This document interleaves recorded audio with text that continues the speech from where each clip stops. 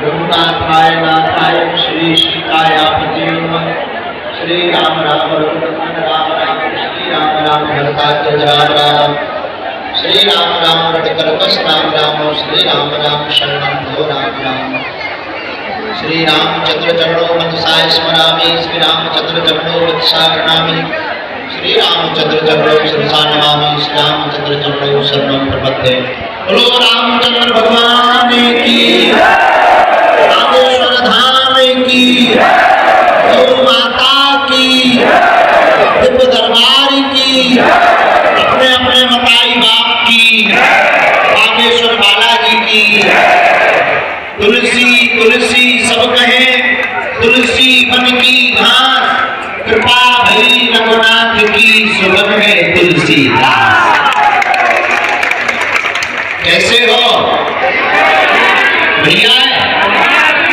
चलो भंडारो पालो नहीं जाके अभी पाया फ्री हुआ।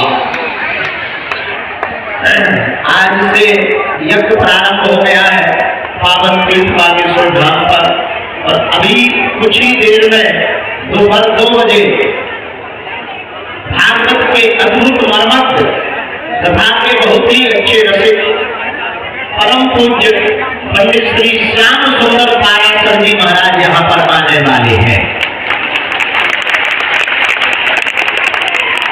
धन्य है बुंदेलखंड की तपोभूमि।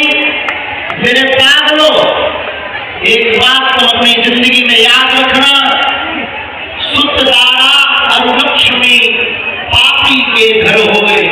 शुद्ध दारा और लक्ष्मी पापी के घर होए।